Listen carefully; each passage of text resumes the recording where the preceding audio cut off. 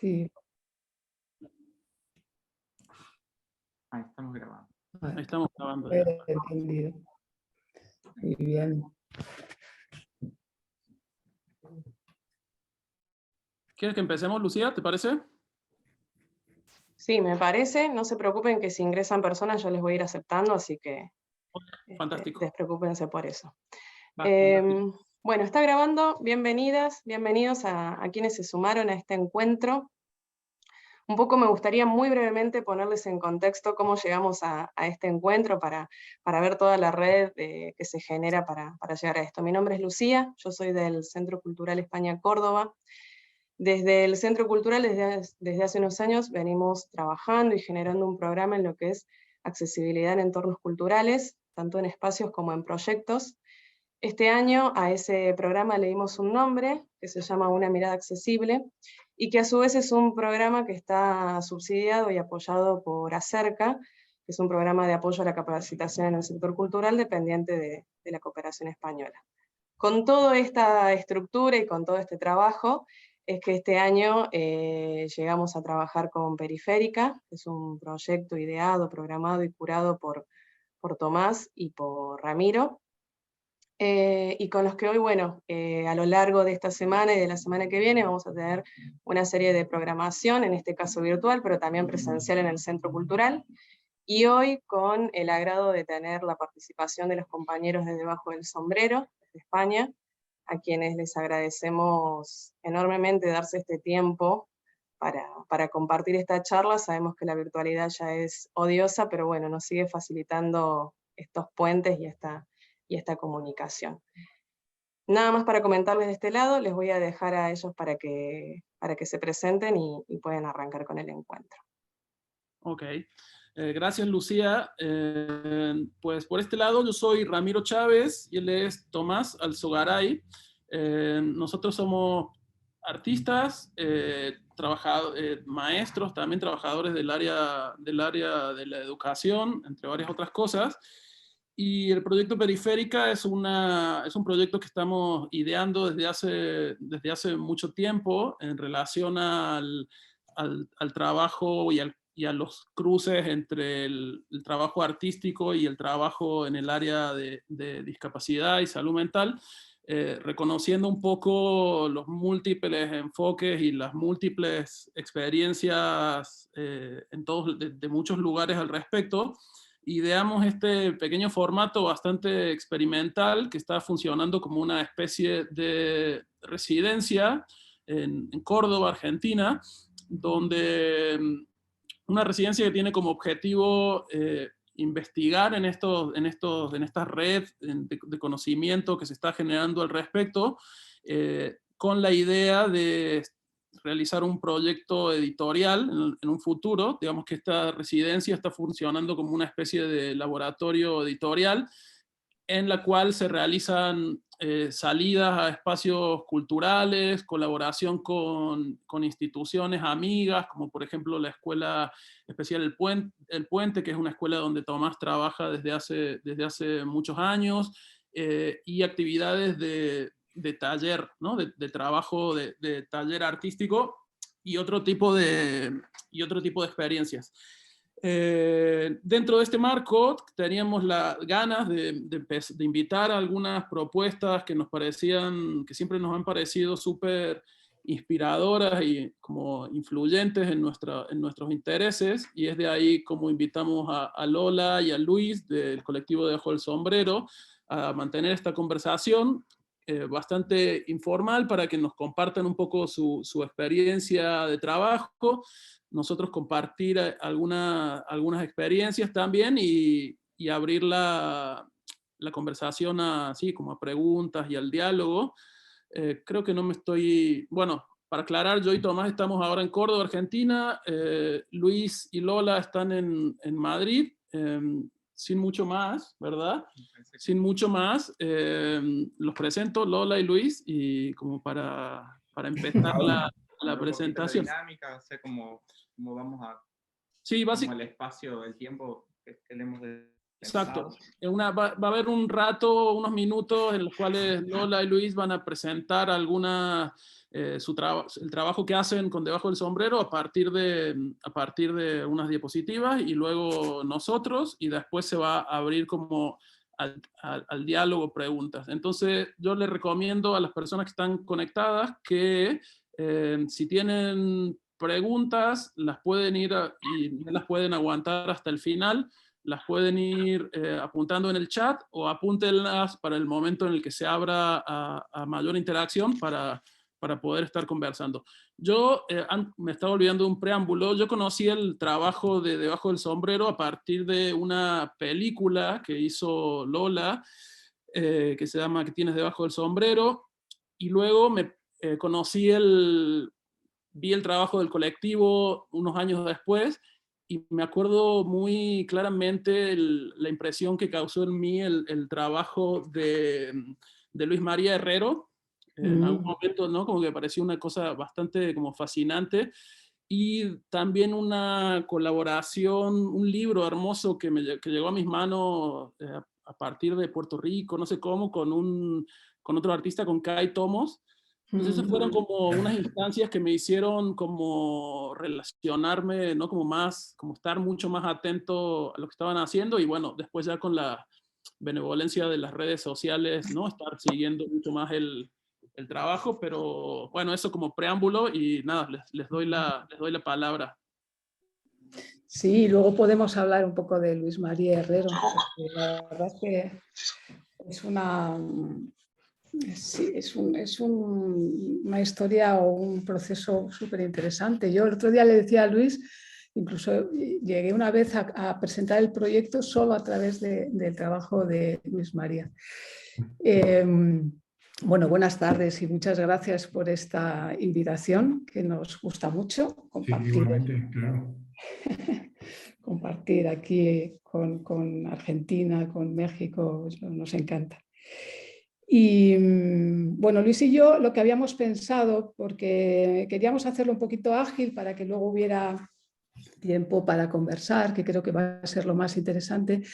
Y entonces, pues hemos preparado 30 fotos que vamos a ir comentando y de esa manera vamos a ir bueno, contando un poco todo, cómo empezamos, cómo luego el proyecto se ha ido desarrollando y desde qué mirada o desde qué filosofía lo hemos ido haciendo, ¿no? Entonces, si quieres, Luis, pues sí, yo a creo presentar. que apoyar lo que vamos contando con las imágenes os va a servir para que le pongáis cara al proyecto.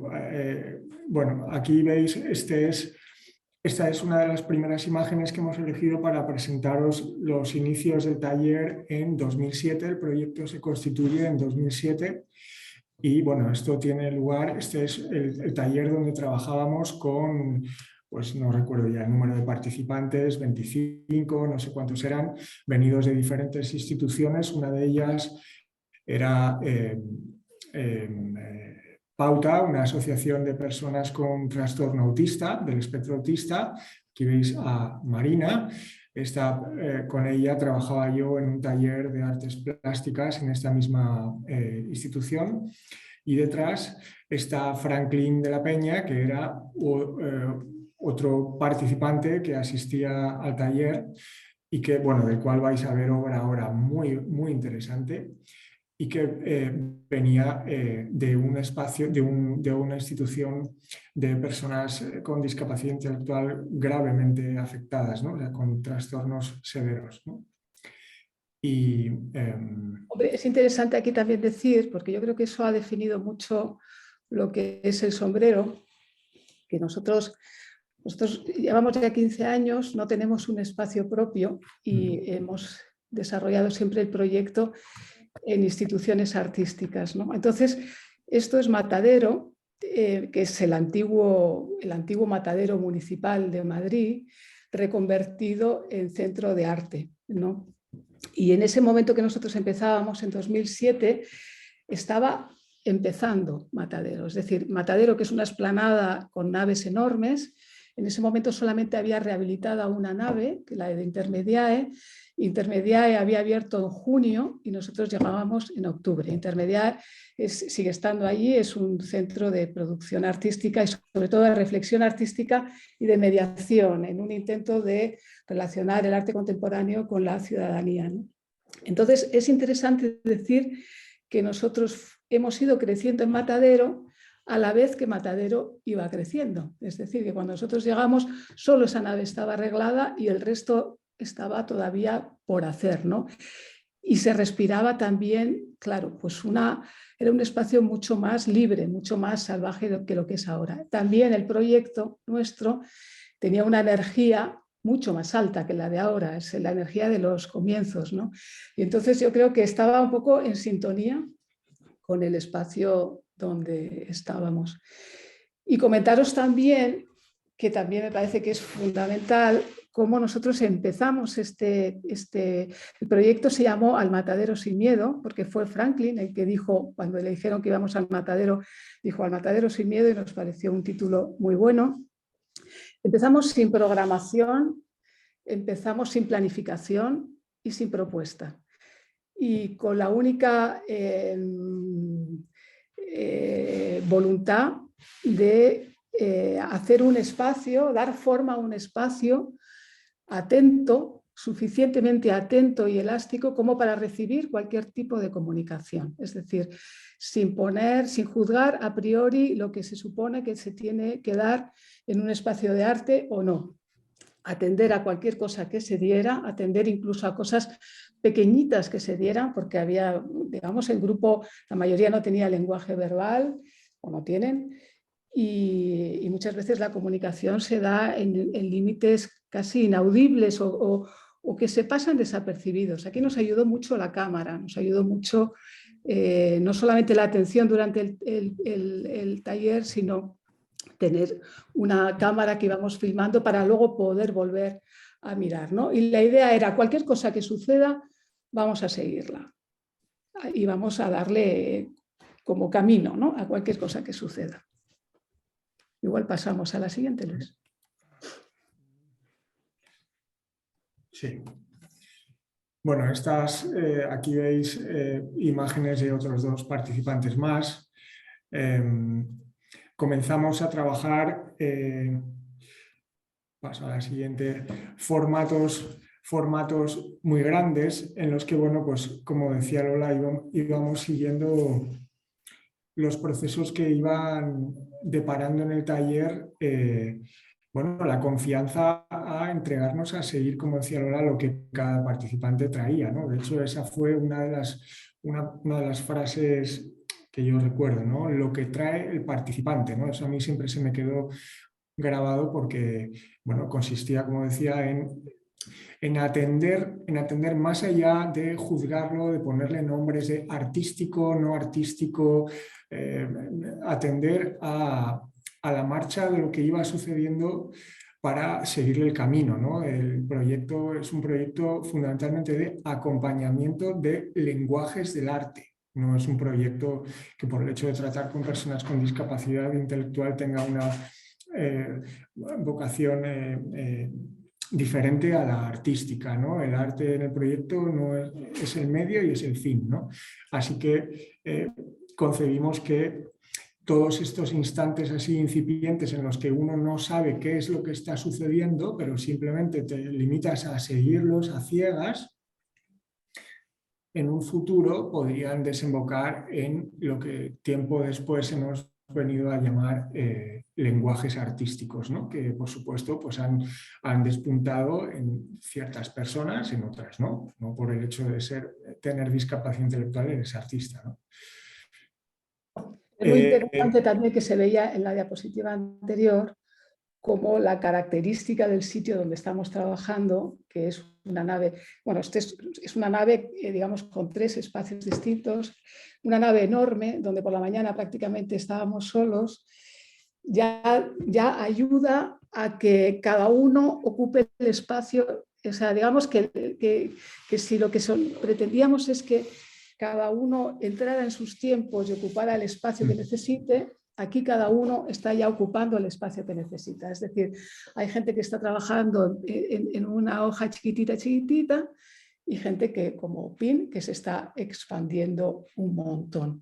Y no solamente eso, sino que, porque nosotros nada más llegar llevábamos material muy básico, llevábamos papeles, y aquí ya es acrílico, pero al principio ni siquiera acrílico, llevábamos colorante alimentario por si alguno se lo bebía, que no le pasara nada.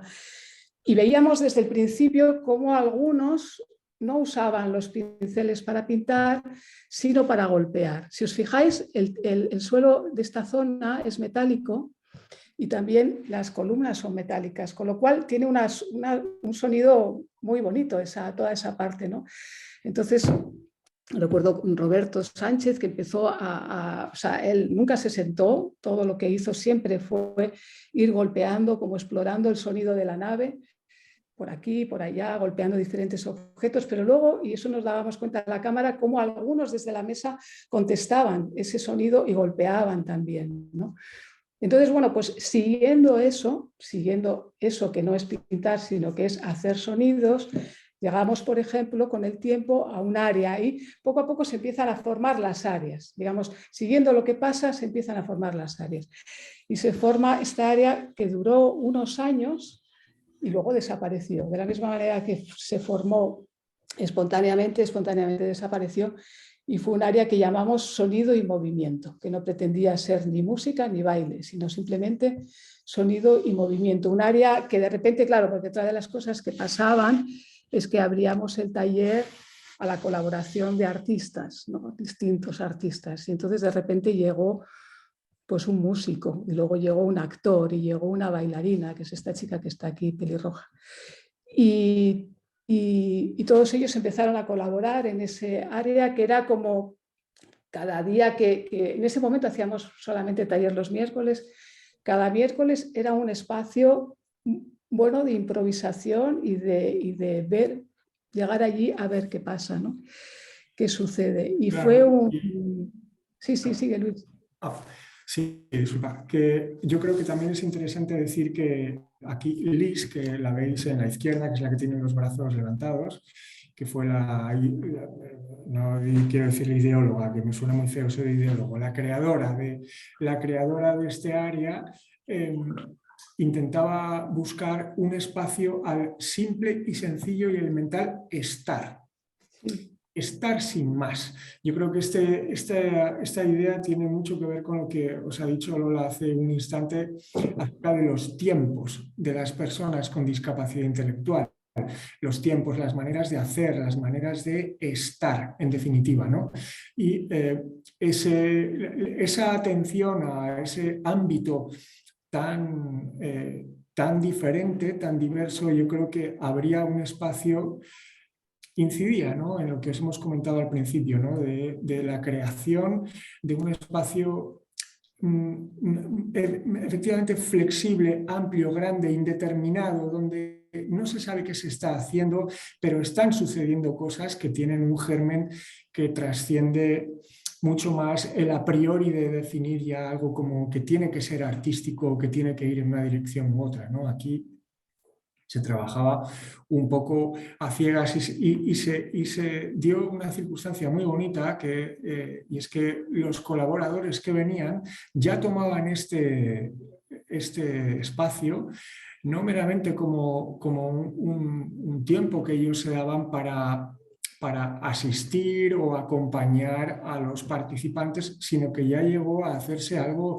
independiente, es decir, ya venían al taller por necesidad propia.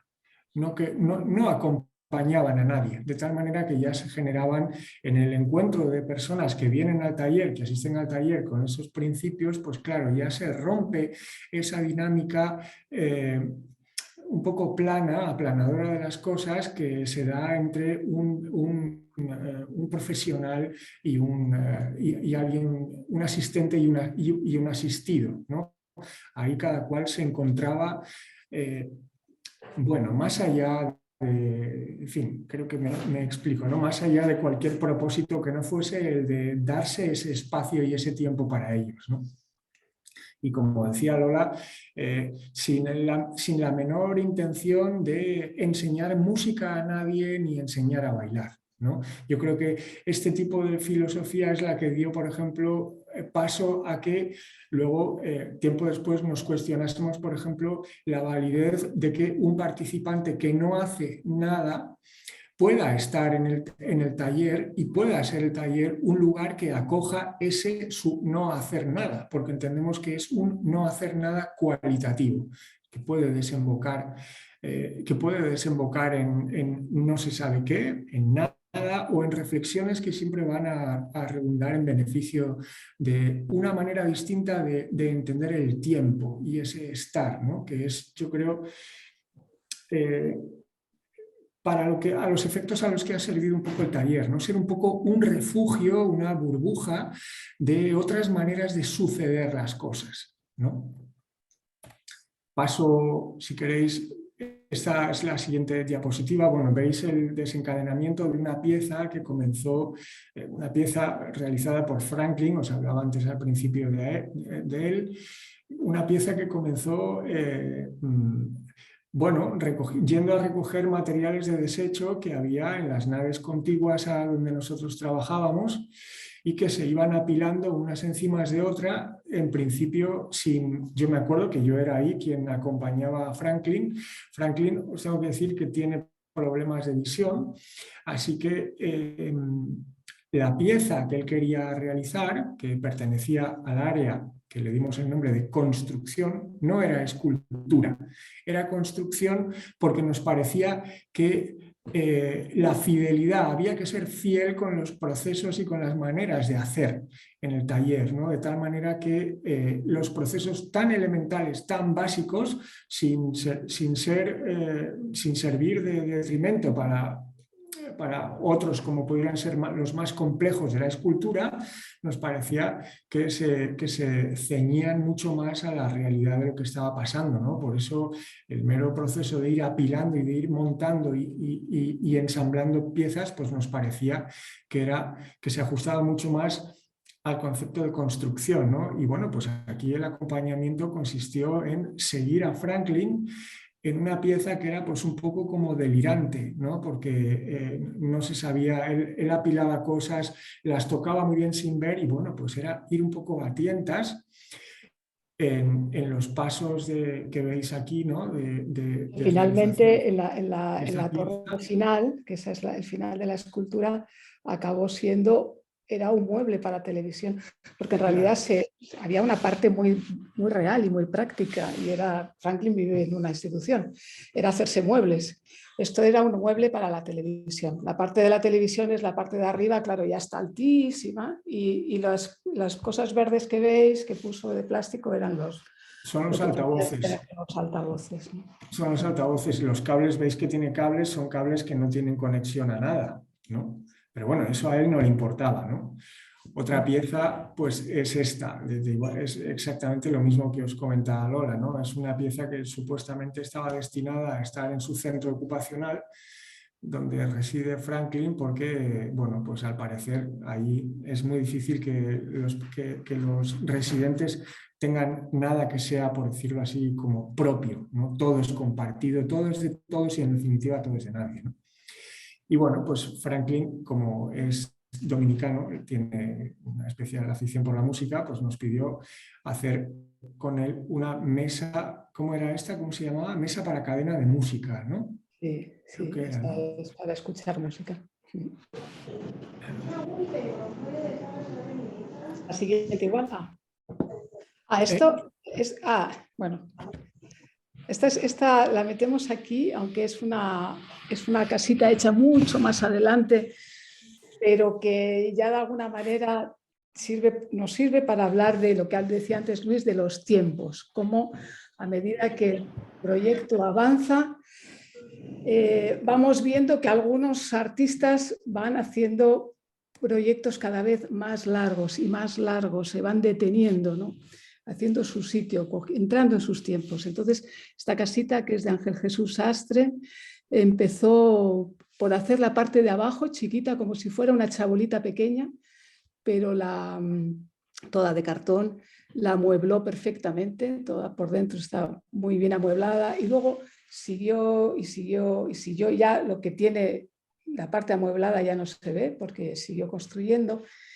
Y estuvo pues, cerca de 2 años construyendo con todo detalle. La sensación total era de que Ángel se construía una casa. Sí, como cuando te compraste un terreno y vas los fines de semana a hacerte una casa, pues era lo mismo. Unos días le ponía la barbacoa, luego le puso el pozo, el buzón, por atrás tiene escaleras. Bueno, es un sitio propio, en realidad. Vuelve a ser la idea del lugar propio, ¿no? Y a mí me parece interesante deciros, ¿no?, algo que yo creo que es una constante en todos los lenguajes de los artistas que acoge el proyecto. Y yo creo que en general, yo diría que en general del arte bruto, arte outsider, arte marginal, ¿no? Y es, yo creo, el carácter como de fidelidad también a la pobreza de los materiales, ¿no? Hay algo humilde, falto de pretensiones, ¿no?, que no se encuentra de igual modo quizá en otros artistas, ¿no? Esa vocación de pobreza yo creo que es algo que es también una clave, es un pilar de la filosofía del taller, ¿no? Aquí ya en la siguiente diapositiva, bueno, pues veis otra de las especializaciones que salieron, ¿no?, que surgieron con el nombre de, bueno, pues de pintura, ¿no?, del área de pintura, en el que, bueno, pues se ofrecían medios para que las personas que tenían esa inclinación pues la pudiesen desempeñar, ¿no? Aquí vemos, por ejemplo, uno de los primeros cuadros de Rubén, de quien creo que tenemos una escultura alucinante, que luego vais a ver al final. Nos parecía muy interesante también ver la proyección de la persona en las formas de su trabajo, plasmadas de una manera muy directa, muy inmediata y muy elemental, ¿no?, sin grandes complicaciones. Una sorpresa, algo que descubrimos en el proceso del trabajo es que, por ejemplo, no existe boceto, no hay ensayo, salvo rarísimas veces, es algo muy infrecuente, ¿no? Es decir, que hay una inclinación a la inmediatez y a la falta de duda, ¿no? Y donde hay ausencia de duda, pues parece que hay ausencia de error, ¿no?, de desacierto, ¿no? Aquí veis una de las sesiones de dibujo al natural. La persona que está posando era uno de los colaboradores. Os hemos comentado antes que el proyecto estaba abierto a la participación de personas que no necesariamente tienen que estar en conexión directa con el arte, sino que, bueno, pues encontraban en ese lugar un espacio en el que invertir sus horas, ¿no? Este es uno de los dibujos, ¿no?, que surgieron de esa precisa sesión. De Rosa Lobato. De Rosa Lobato. Este es otro de los encuentros que tuvieron lugar, que tenían lugar en el taller, puesto que siempre que encontrábamos ocasión, proponíamos que viniesen artistas, yo qué sé, pues por el taller en general, no solo por Matadero, sino por la Casa Encendida, otro lugar donde trabajamos, pues han pasado desde pintores, no sé, un payaso, músicos, un rapero neoyorquino, en fin, todo tipo de personas que pueden suministrarle algo de su propia experiencia creativa, ¿no?, al taller, ¿no? Este es uno de los dibujos que surgió de esa sesión. La chavala que toca era mi compañera de piso por entonces, la japonesa. Este es un bodegón. Este es interesante. Esto surgió, es una acción, por decirlo así, ¿no?, que planteamos en la Casa Encendida. El lugar Y donde déjame introducir la Casa Encendida, Luis, sí, perdón. porque la Casa Encendida es otra de... Claro, una de las cosas interesantes también es cómo el taller, en ese primer año, que es como wow, una bomba, porque tiene una energía enorme, se va expandiendo, se expande por las naves en las que estamos, se expande fuera de las naves, donde nos habéis visto, ya estábamos, las sesiones de dibujo estábamos ya en otra nave, en el ranchito, el año siguiente, en el patio, las afueras, pero también salimos también a otros sitios, ¿no? Y aquí abrimos al año siguiente otro taller en la Casa Encendida, que la Casa Encendida es otro espacio de Madrid muy importante. Yo creo que es el espacio con más actividad artística, cultural y lo que llaman de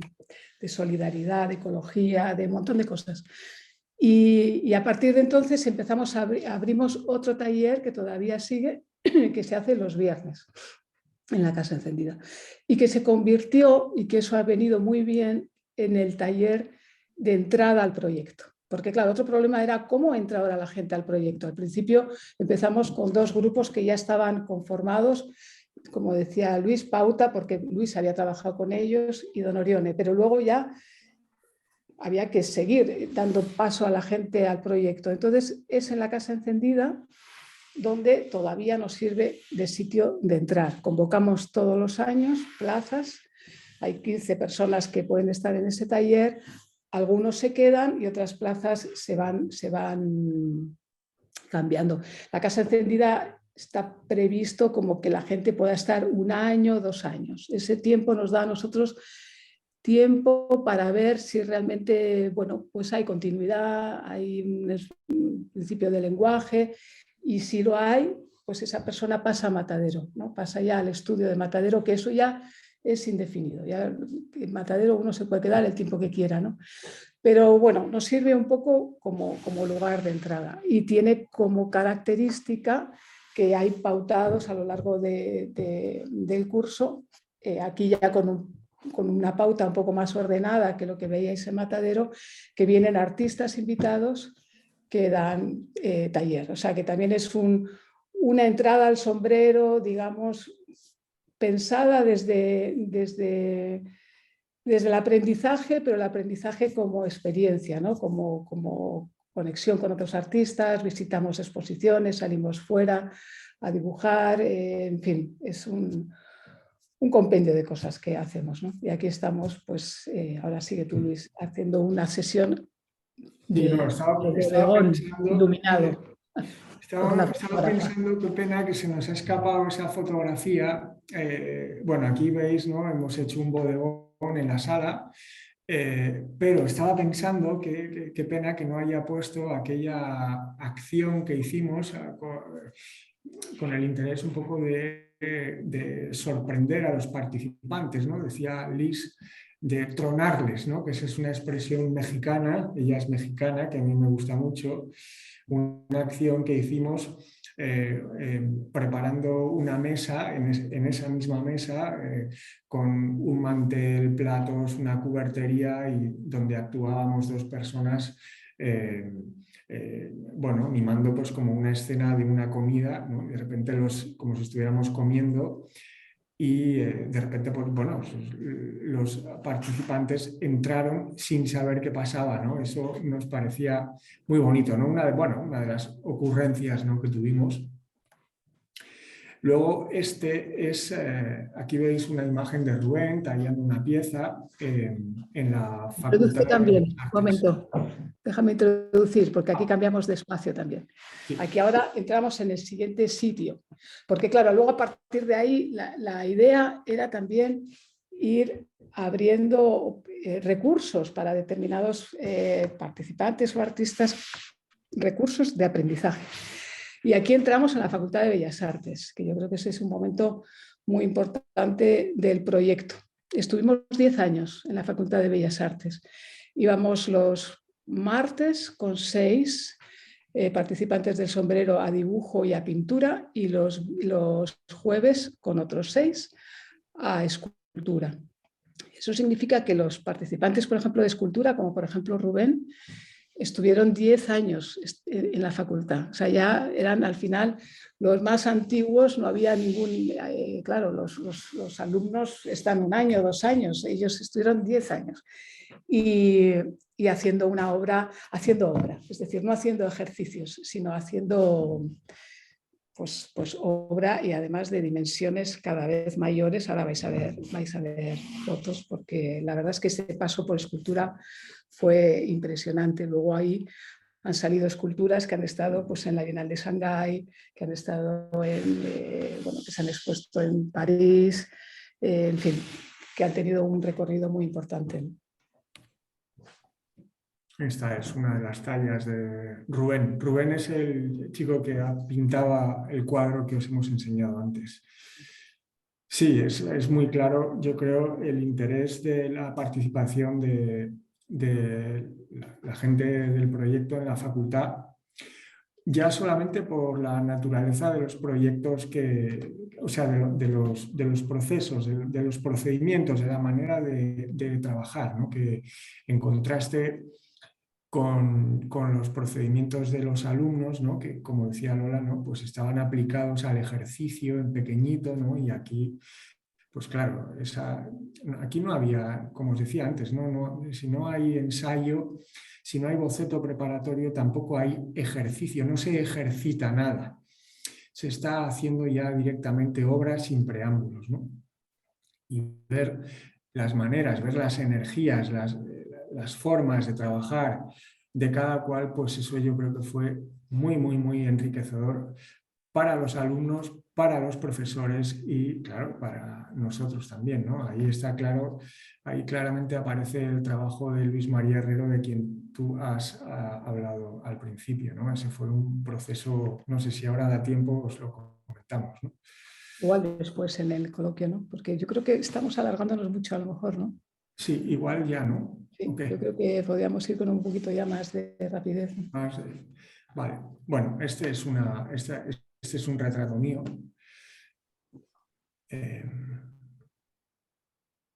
José, este es el taller de escultura.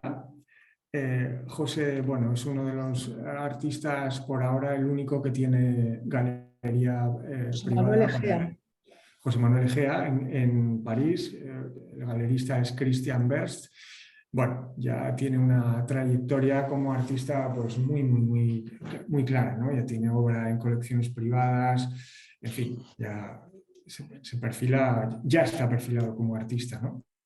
Él tiene una fascinación que no acaba con el hombre lobo y con la transformación. Todo su trabajo gira alrededor de la metamorfosis del hombre lobo.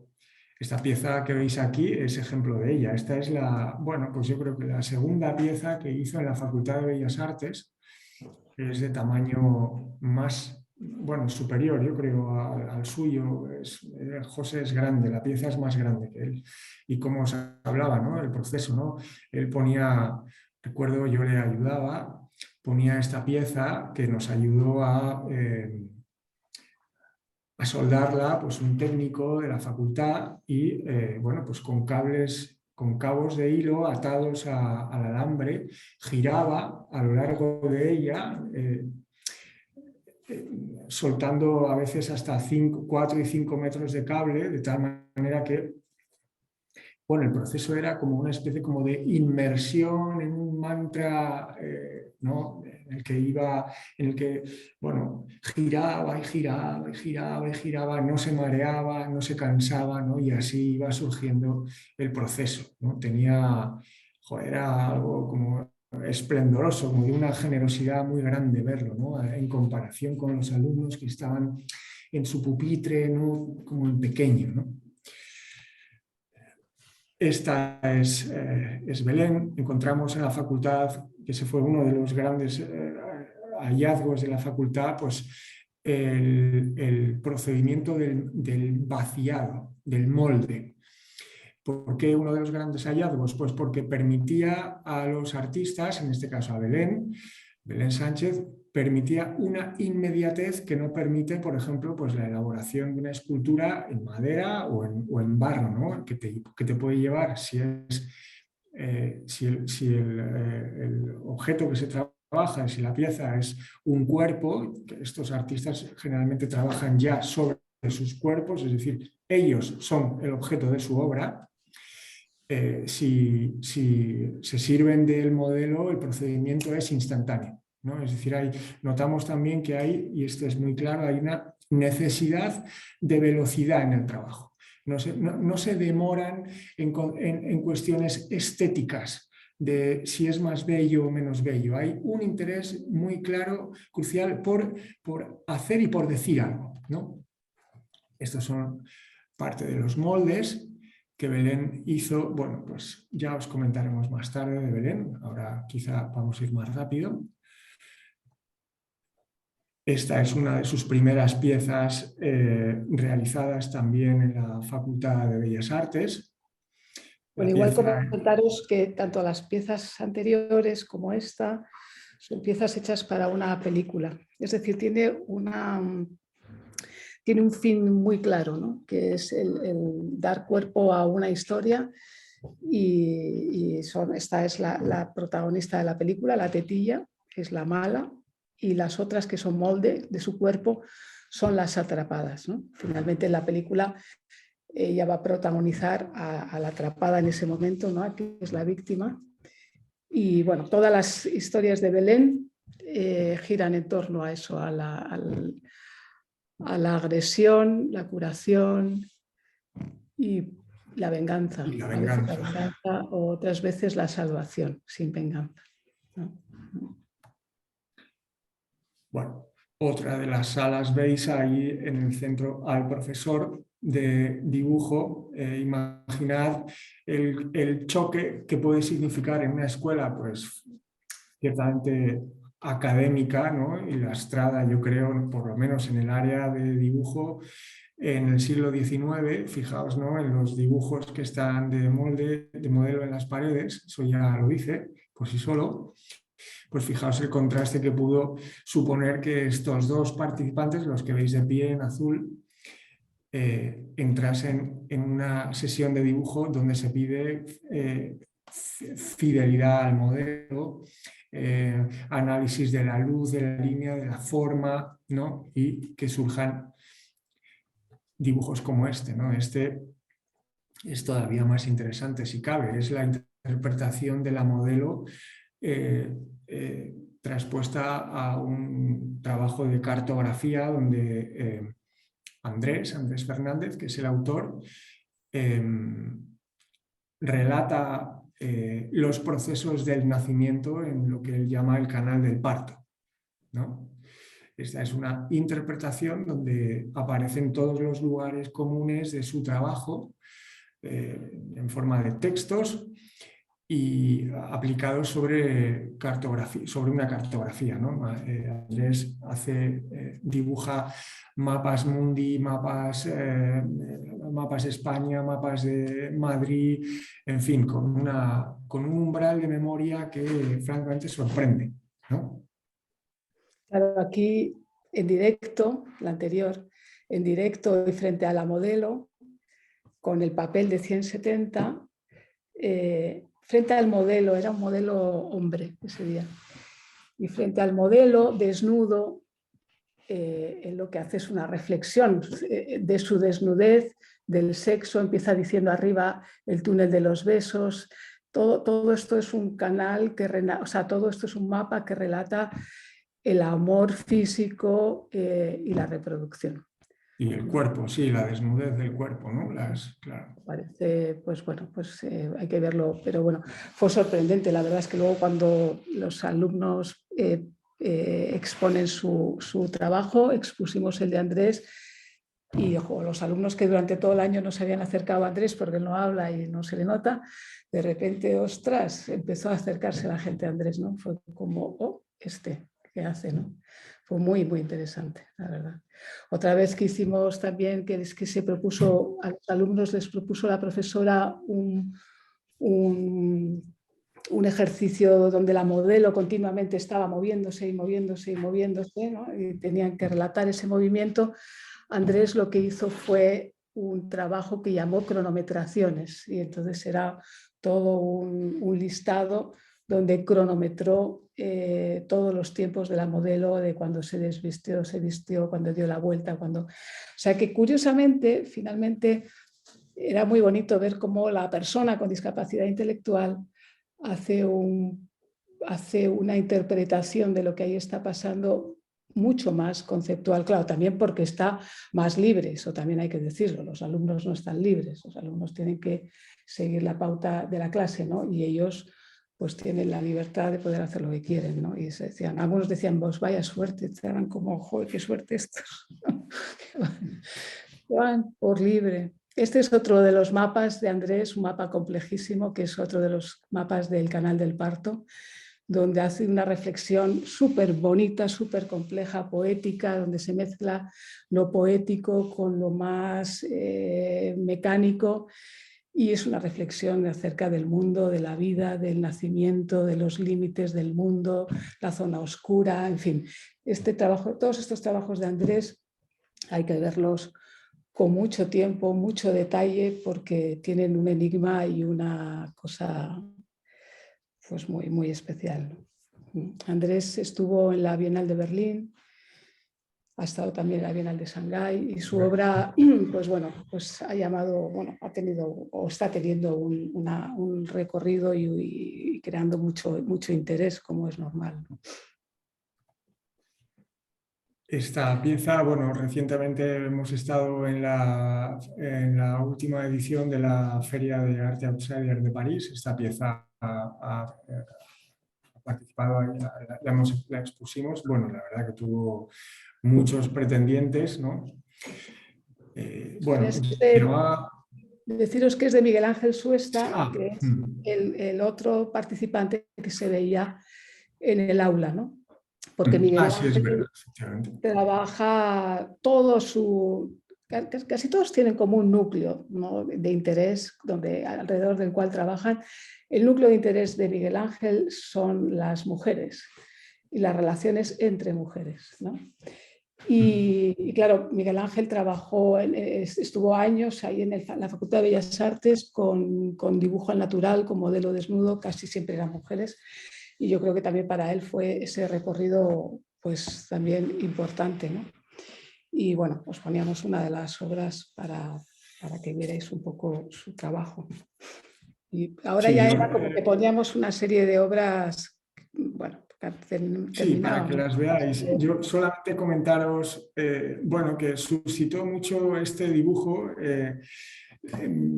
el interés por la ambigüedad del sexo, ¿no? Del amor, ¿no? Donde recuerdo una señora que me decía, mirando el dibujo, yo creo que es un 70-50, me decía que no, que ella no tenía la seguridad, mirando las caras de los protagonistas, ¿no?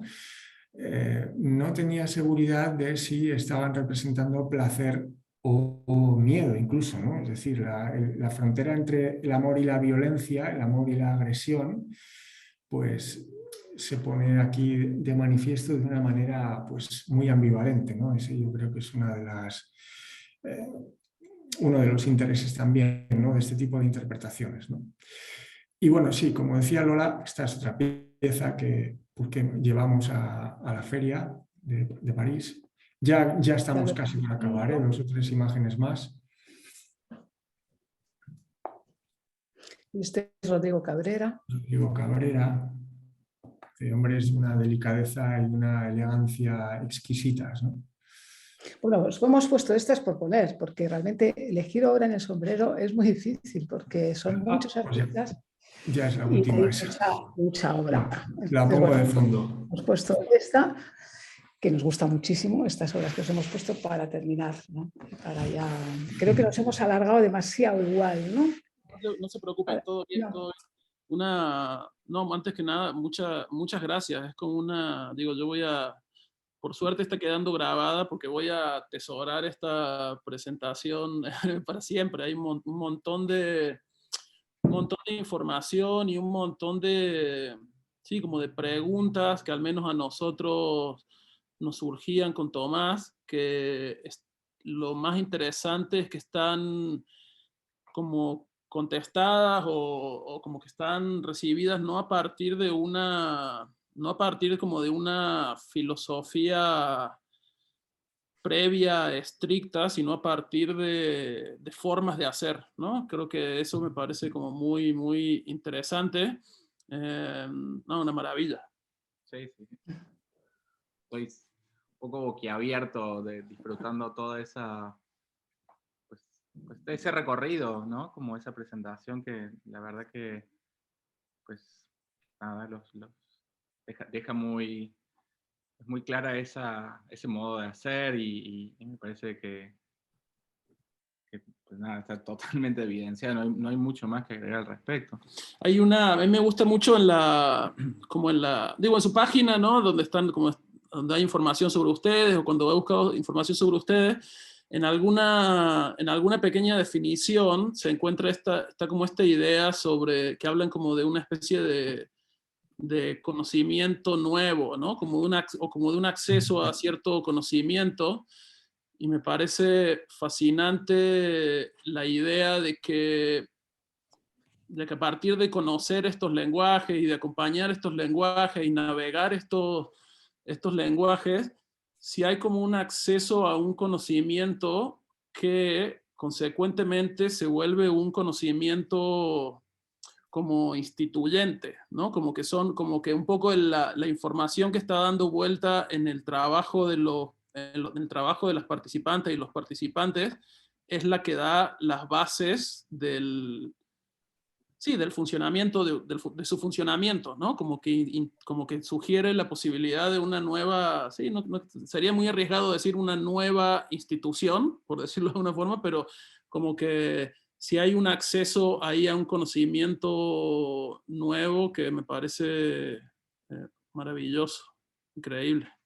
Estamos pensando con Tomás que en realidad, más que nosotros mostrar ahora nuestro trabajo, más bien queremos abrirlo ya como al diálogo directamente, porque hay como algunas cositas que están, ¿no? Que están ahí ya como picando y que no queremos como llevarlo como para otro lado en este momento. Ya habrá oportunidad para que nosotros compartamos lo que va saliendo aquí de Periférica y los resultados que van saliendo y cómo se complementan con lo que ustedes están presentando, pero más bien sí, como abrirlo al diálogo, a las preguntas. Tomás, no sé si... A mí me surgía no sé, como encontrar puntos también en contacto, ¿no? Hablan mucho de los tiempos, ¿no? Como cuando uno trabaja en estos espacios, y hace un rato lo hablamos con Ramiro también, como que uno requiere otros tiempos, ¿no? O sea, los tiempos tienen que ser un poco más prolongados para que las cosas sucedan, digamos. Bueno, pues los procesos creativos también llevan sus tiempos. Yo les quería preguntar, porque hay algo que nos une a nosotros, que tiene que ver como un poquito con nuestra biografía. Este proyecto que estamos llevando adelante, pues, una de sus patas es nuestro contacto biográfico, hace que después sigamos armando un recorrido. Y yo les quería preguntar a ustedes, Lola y Luis, ¿cómo llegan ustedes a encontrarse para ir armando este proyecto? O sea, ¿cómo surge entre ustedes esas ganas y pues el proyecto que empiezan a llevar adelante? Pues mira, yo te diría, es que siempre que surge esta pregunta se me viene la misma respuesta. Yo recuerdo una frase del poeta Lezama Lima, que él hablaba del azar concurrente, ¿no? El azar concurrente ya es otra categoría distinta de la mera combinación de posibilidades de la suerte, ¿no? Ya es como que hay... Bueno, aunque suene un poquito grandilocuente, y hay algo como de destino, ¿no? Yo al menos así lo identifico, soy sincero, no quiero ser retórico, lo digo de verdad. Yo creo que, no sé, pues como que las cosas que te conducen a un lugar, en cierto modo es porque te tienen que tener ahí, ¿no? Tú estabas como, digo yo, ¿no? Como... Tenías que ir ahí, ¿no? Yo creo que ese ha sido el encuentro, al menos yo así veo mi participación en el proyecto y mi encuentro con Lola, ¿no? Como algo que era necesario, que no podía dejar de suceder, ¿no? Esa es mi idea. ¿Tú qué dices, Lola? Yo lo veo igual y lo explicas muy bien. Y ya en la parte concreta sucede porque efectivamente nos encontramos, pues nos teníamos que encontrar. Yo acababa de terminar esa película que tienes debajo del sombrero, se acababa de estrenar en el Festival de Valladolid y salió pues salió un reportaje en El País Semanal y claro, lo recibieron pues quienes lo tenían que recibir. Yo ya en esa entrevista que nos hacían hablaba de la necesidad de que en Madrid, o en España, que no había nada ni parecido, porque yo vine pues de la experiencia de rodar, a mí me cambió, o sea, yo no solamente hice una película, sino que aquello me trastornó estar allí, ¿no? Y entonces vine pues con, bueno, pues abierta a que aquí tuviera que pasar o a que aquí pasara algo parecido, ¿no? Y entonces, bueno, pues eso lo recibió Luis, que estaba trabajando desde hacía ya 5 años en el taller de arte de Pauta, trabajaba con personas con autismo, y lo recibieron Amanda y Esther, que estaban en Don Orione también en el taller de arte, es decir, lo recibieron las personas que lo tenían que recibir y me buscaron y nos encontramos. Y entonces pues salimos, pues todos queríamos lo mismo, ¿no? Entonces así salió el proyecto. Yo creo que entroncando esta pregunta con la anterior que has hecho tú, Ramiro, que yo creo que es muy, muy pertinente, muy acertada, yo creo que hay, o sea, la conmoción, la emoción que transmiten estas formas de arte, yo creo que tienen algo, efectivamente, como tú decías, de respuesta a un conocimiento nuevo que es necesario, ¿no? Que hay que abordar, ¿no? Yo creo que es un conocimiento nuevo que se abre en torno a formas inéditas de estar, de plantearnos la vida, ¿no? Porque, joder, a la vista está, ¿no? En muchos de los ámbitos, ¿no? Que ocupan nuestras vidas, ¿no? Lo político, lo económico, en fin, ¿no? Si uno se pone a mirar ahí, joder, es indudable, es inequívoco que hay un malestar general, ¿no? Hay como un error, un equívoco, ¿no? Y yo creo que en estos lugares que son, como decíamos antes, ¿no? En la presentación, que son como islas, cápsulas, ¿no? En donde se da espacio, se da cabida a modos distintos de suceder el tiempo, ¿no? Yo creo que yo creo identificar ahí efectivamente un filón de conocimiento nuevo de estar en la vida, ¿no? Antes os hacíamos referencia a esa inclinación irrenunciable de los participantes a trabajar con materiales pobres, ¿no?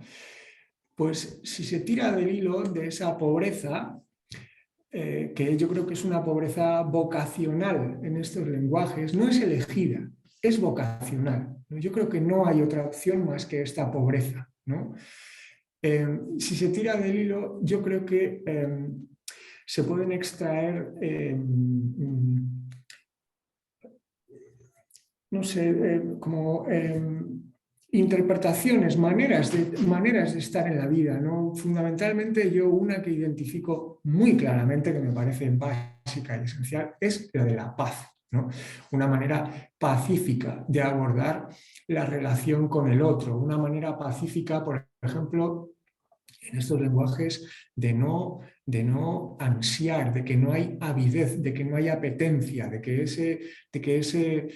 eso que se dice normalmente, ¿no? De los artistas brutos, de los artistas marginales, ¿no? Que no tienen deseo de figurar, ¿no? Ellos no se proponen como artistas, aunque luego finalmente, y esto es innegable también, sí se reconocen como tal, ¿no? Cuando empiezan a escalar puestos y empiezan a encontrar un reconocimiento en torno a ellos, por supuesto que se reconocen como artistas, pero no en forma soberbia, en forma de orgullo, ¿no? Yo creo que estas manifestaciones, ¿no? Inciden en estos lugares que os estamos diciendo, ¿no? De la pobreza, de la paz, de la humildad, joder, que yo creo que contienen dentro de manera innegable, ¿no? una posibilidad como de salvación, ¿no? De salida de este caos en el que el mundo se precipita fruto de una avidez insaciable que en estas islas ¿no? Que son estos lugares de creación, estos entornos de creación, de repente brillan por su ausencia, ¿no? Y en el vacío que dejan es como un lugar donde uno encuentra que puede respirar, ¿no? Sí, no, eso se me ocurre decir, ¿no? Hay una pregunta de alguien de los participantes, no sé quién sea, pero quien sea puede abrir su micrófono y tirarla de viva voz, si les parece. ¿Estoy en lo correcto? María Paula. María Paula. Hola, ¿cómo va? Hola. Les quería consultar cómo están, los estaba escuchando, si ustedes ofrecen algún tipo de pasantía o experiencia para quienes trabajamos con personas con algún tipo de discapacidad y queremos formarnos desde la perspectiva de ustedes.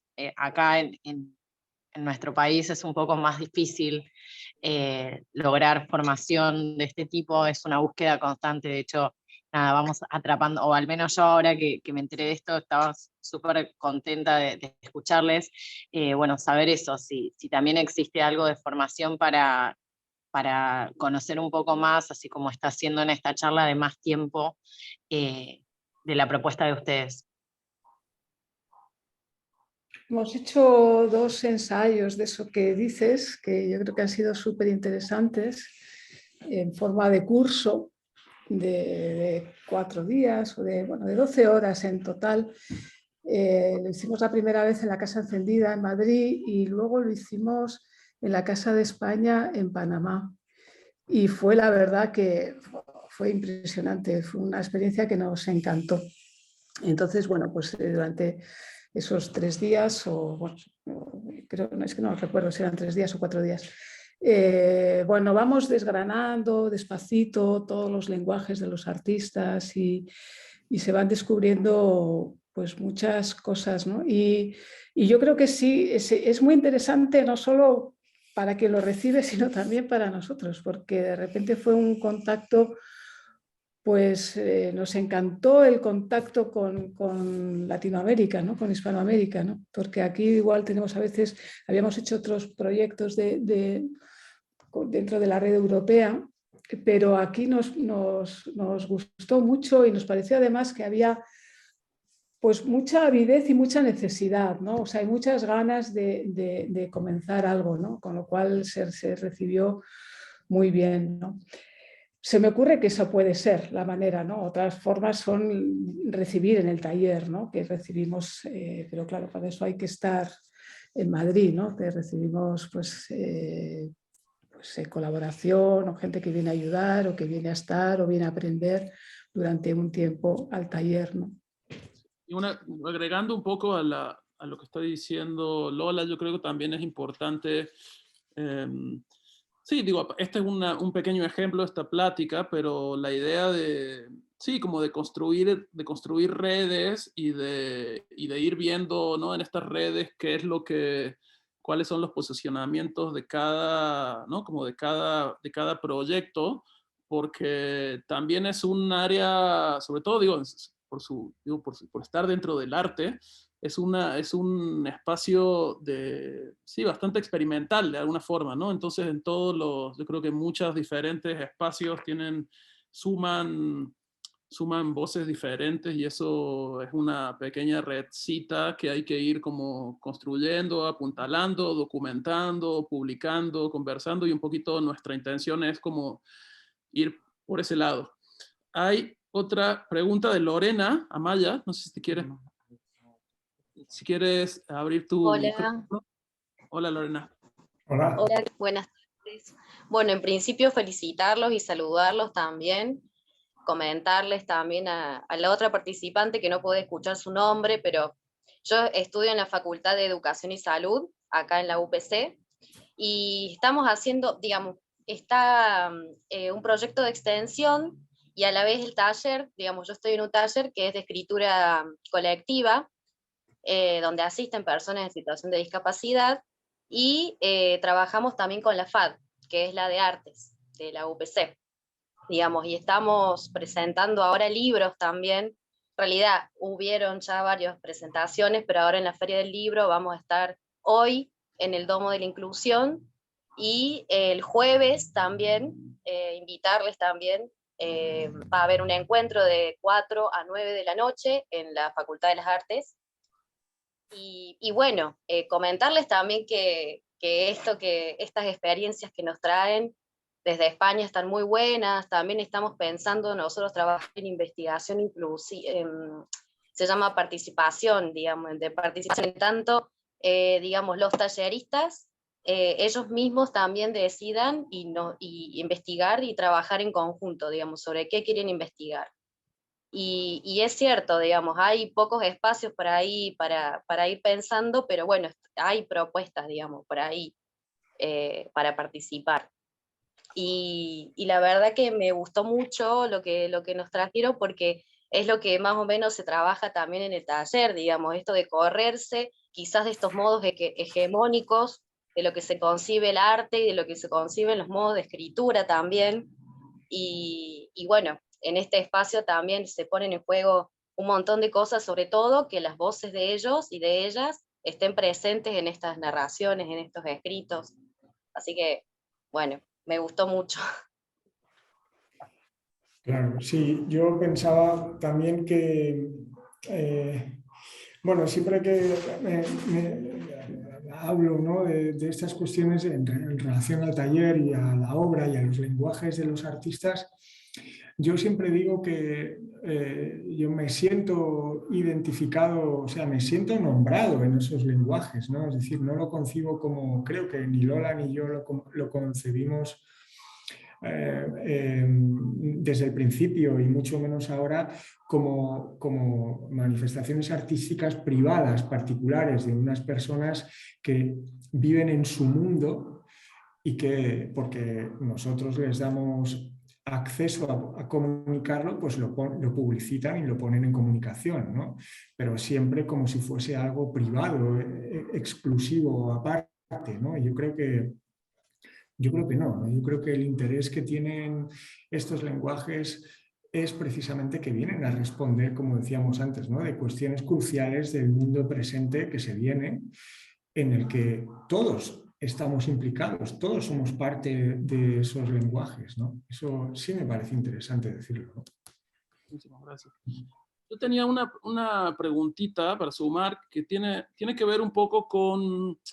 Sí, por ejemplo, cuando veo información sobre ustedes, cuando hablan de la creación, el apoyo de carreras de artistas y, por ejemplo, su participación reciente en esta feria de arte en París, ¿cómo ha sido o cómo se relacionan con eso de como de la sociabilidad del mundo del arte, por llamarlo de alguna manera, ¿no? Porque siento que el trabajo cercano a la discapacidad genera en sí ¿no?, unos lazos sociales particulares, y la sociabilidad del mundo del arte, ¿no?, por decirlo de alguna forma muy resumidamente, tiene otros también y tiene como sus particulares. ¿Cómo les funciona eso? ¿Qué posición tienen respecto a eso? ¿O qué ideas tienen con respecto a eso, ¿no?, al funcionamiento desde muy el mundo del arte? Yo creo que la respuesta es la más sencilla que se pueda tener, y es ilusión porque lo que haces interesa, ilusión porque lo tuyo se va a ver, pero no mucho más. Digamos que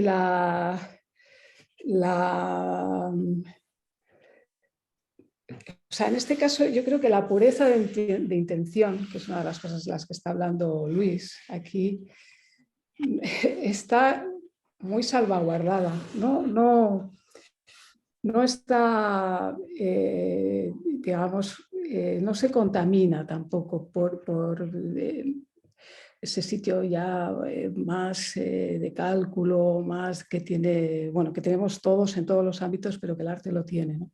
Yo creo que aquí de una manera muy sencilla se aprecia el que te escuchen, que te hagan caso y que lo tuyo guste. Y no mucho más. Y no mucho más. Porque además tampoco hay un apego en general que eso a mí me encanta. En casi ninguno de ellos hay un apego a la obra. Digamos, la obra es acción directa y eso es una preciosidad, ¿no? Por eso tampoco hay boceto ni hay preparación, porque es el hacer la obra, la acción mientras se hace la obra, el recorrido de ese momento, o lo que se vive en ese momento, importante, ¿no? Y después de una obra se pasa a la acción de otra, ¿no? Entonces, bueno, sí, claro que en las exposiciones, pues que hay mucha gente que te dicen cosas bonitas y tu obra está expuesta, pues hace mucha ilusión, ¿no? Pero yo no veo, no sé qué opinas tú, Luis, no veo más complicación, ¿no? Ya. Bueno, yo añadiría simplemente que algo con lo que hemos tenido muchísimo miramiento todos estos años, y lo vamos a seguir teniendo, es en el hecho fácil, ¿no? En la inercia muy facilona de que la obra, los lenguajes y a los artistas les suplante su imagen social, que es un poco por donde yo he entendido tu pregunta, no sé, corrígeme si la he entendido bien, les suplante, como decía, su imagen de persona con discapacidad intelectual en trance de ser integrada, normalizada, incluida en la sociedad, ¿no? Eso yo creo que es pues un aspecto con el que hemos sido muy rigurosos, muy severos para no dar ni el más mínimo ápice del brazo a torcer en ese aspecto, ¿no? O sea, siempre salvaguardar la autenticidad del lenguaje del artista como lenguaje del artista, más allá o no, ¿no? Es porque su condición también es la que determina su lenguaje, ¿no? Pero de modo que no, como decía antes, que no se tergiverse, ¿no? Que no se suplanten las cosas, ¿no? No sé si respondo bien. Sí, por ahí. No, me quedé pensando, es que en realidad pues, yo soy lento, siempre lo he sido, digamos, desde muy chico, y no, con los años tampoco he acelerado mi capacidad de reflexionar y pensar y decir. Y pues creo que ustedes mostraron un montón de aspectos, un montón de detalles y cosas que me va a llevar un tiempo tamizar para volver a hacer como algunas preguntas. Pensaba, pues, un poco en lo que decías, Luis, hace un rato, y como en esas imágenes y esta posibilidad de intercambio de estos espacios artísticos tan consolidados, ¿no? Como la universidad y cuánta frescura le llevan también la posibilidad de abrir y de permitirle pues a otros artistas o creadores más bien, me parece que es un poco más atinada la palabra en este caso, como cuánto abono le permite a la institución también, ¿no? Este tipo de experiencias, ¿no? Seguramente los compañeros, pues uno generalmente, bueno, o por lo menos en mi caso, en los espacios donde he tenido la posibilidad de estudiar, pues donde más he aprendido ha sido con mis compañeros, en general mis mejores profesores han sido ellos, y me imagino que estas experiencias, pues un poco como lo que decía Lola, ¿no? Alguien que era el outsider y después de repente se da cuenta que la libertad, la procesión va por dentro. Aquí hay una frase que habla de eso, ¿no? ¿Cuánta frescura le permite al arte la posibilidad de que estos lenguajes, que estas expresiones, que estas creaciones puedan, que nos vayan tocando, ¿no? O sea, bueno, de alguna manera nosotros pues hemos insistido durante tantos años en este tipo de cosas como artistas, porque también se nos van pegando, pues uno también tiene esa vibración ahí, ¿no? O sea, como que realmente tenemos como esa pues hace un ratito hablabas del cálculo, del mundo del arte contemporáneo y el cálculo, ¿no? Pues de alguna manera, aunque no lo querramos asumir, o por lo menos no queda bien decirlo, pues añoramos definitivamente ese tipo de libertad, ¿no? O sea, esa posibilidad de poder imaginar de otra manera, de poder salirnos de ese sistema y de poder tener otras posibilidades. Estamos tan restringidos a nuestras posibilidades que la verdad que esas... Hace un rato dijeron una palabra que me pareció, cuando decías las islas o estos espacios, ¿no? Como de libertad, lo dijeron burbuja. Y la idea de burbuja, pues, es tan bonita, pero también es tan frágil, ¿no? Como la fragilidad, no de la isla, sino de esa burbuja que también se puede diluir tan rápidamente. Y pensaba, bueno, qué suerte la posibilidad de poder transitar por aquí. Hace un rato, perdón, yo pienso un poco así, a veces se me va la onda, pero pensaba, María Paula, que estos espacios por ahí suceden de maneras, estos espacios, digamos, donde tú decías, bueno, la posibilidad de hacer una experiencia con ellos, que yo también lo pensé, dije, ¡wow! Me encantaría. Pero bueno, de alguna manera estos espacios se van moviendo. Lamentablemente los estados latinoamericanos, digamos, por ahí carecen de políticas con más seguimiento, ¿no? O sea, como que hay cosas que suceden y después se caen y pues otra vez hay que levantarlas. Pero me parece que es un poco raro, pero hay que ser como un buen pescador a veces también y ir buscando en esas periferias estos momentos que van sucediendo. Y bueno, otra cosa que me parece importante para quienes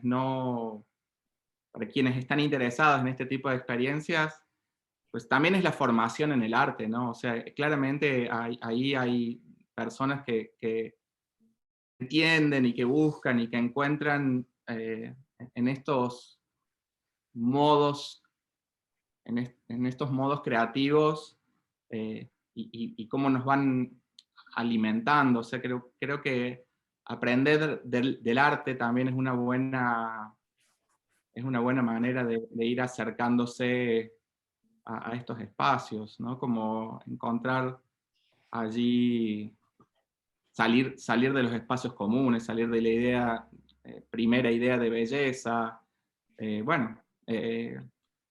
disfrutar de otros aromas y no necesariamente necesitar el perfume, ¿no? Porque como que también estamos muy habituados a la imagen de Instagram, a lo que se ve lindo, a lo que se ve planchado, liso.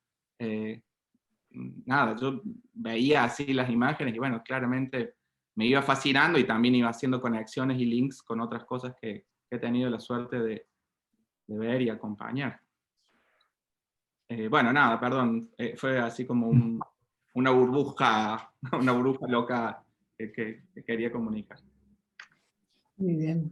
Una preguntita, ¿y cuáles son ahora, digo, como vimos todo, ¿no? Como todo su trabajo un poco en una retrospectiva libre, ¿cuáles son los próximos pasos, si es que tienen algunos planeados o si es que esos pasos se puede decir que son unos desafíos o en qué están hacia el futuro próximo? ¿Qué los mueve hacia adelante ahora?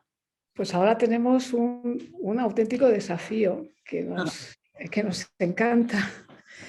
Y es, bueno, digamos que esa situación que os decíamos antes tan particular, donde ahí somos casi únicos, por lo menos en Europa, de estudio asistido, pero que no tenemos espacio propio y que por un lado está siendo o ha sido y está siendo pues muy fructífero porque hemos crecido ahí dentro de Matadero, de la Casa Encendida, etc. Pero bueno, pasan los años y a veces pasamos por crisis de que igual nos quedamos sin espacio porque el Matadero cambia la política, el Matadero es del ayuntamiento, bueno, en fin, nos vamos llevando sustos y por otro lado también el no tener espacio también se va nos vamos resintiendo, porque primero necesitamos como ya un poco más de estabilidad para el proyecto y también ofrecer más cosas, tener más programa, hacer una galería, por ejemplo, donde pueda entrar el público, o sea, un espacio más nuestro que lo podamos ya manejar, ¿no? Ahora estamos, por ejemplo, en el centro de residencias artísticas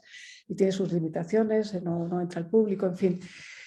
Entonces, bueno, pues en esa crisis, una crisis ya última de espacio que tuvimos, que pensamos que igual ya no podíamos continuar en Matadero, entramos en contacto con Santiago Cirujeda, que es un arquitecto y artista increíble. Que nosotros habíamos oído hablar de él hace mucho tiempo y fíjate las casualidades que cuando empezamos en Matadero en 2007, Santiago estaba por ahí haciendo algo y ya comentamos entonces, si alguien nos tuviera que hacer un centro, tendría que ser Santiago Cirujeda porque nos encantaba.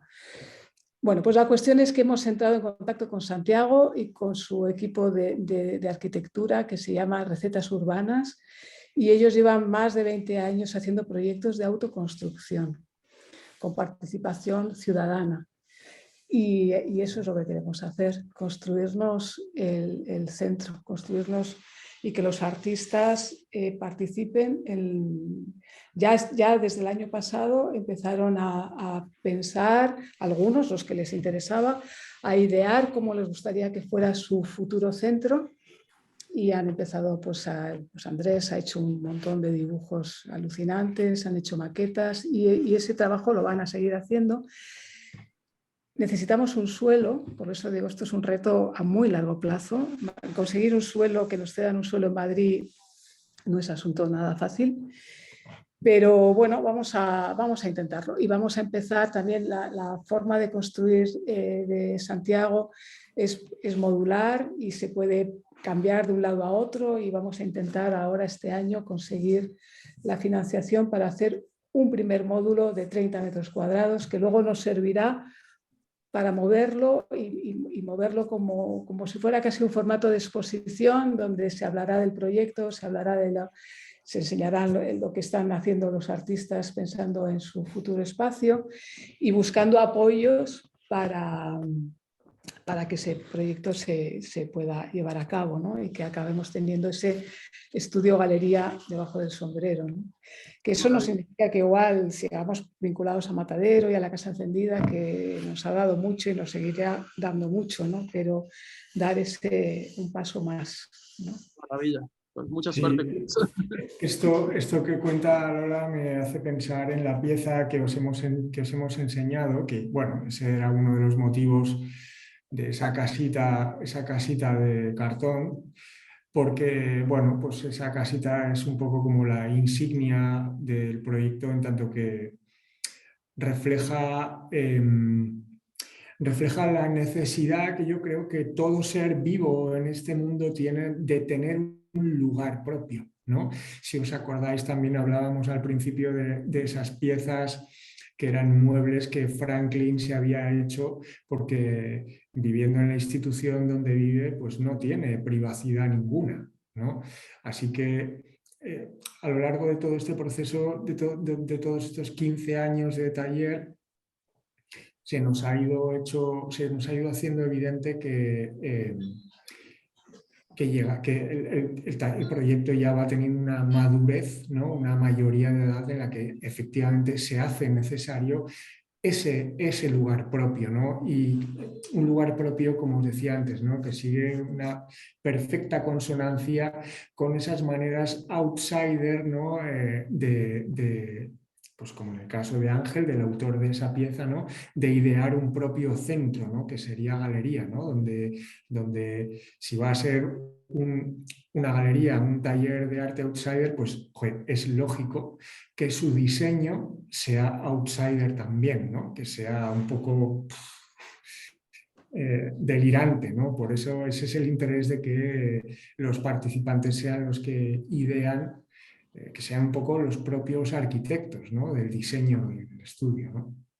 Ojalá que las energías que mencionaba Lola en un proyecto, las energías de vaivén de estos proyectos, ojalá que se canalicen hacia ese lado. Ojalá.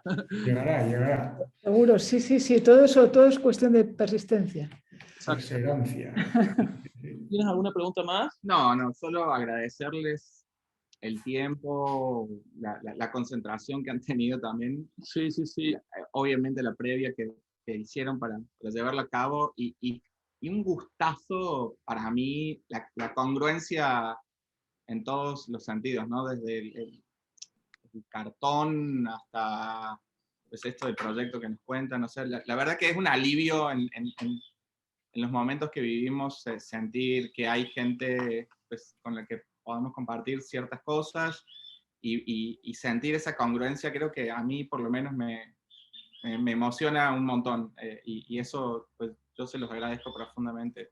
No hay mucha congruencia últimamente, o por lo menos no la vivo tan a menudo, y la verdad que les agradezco mucho esa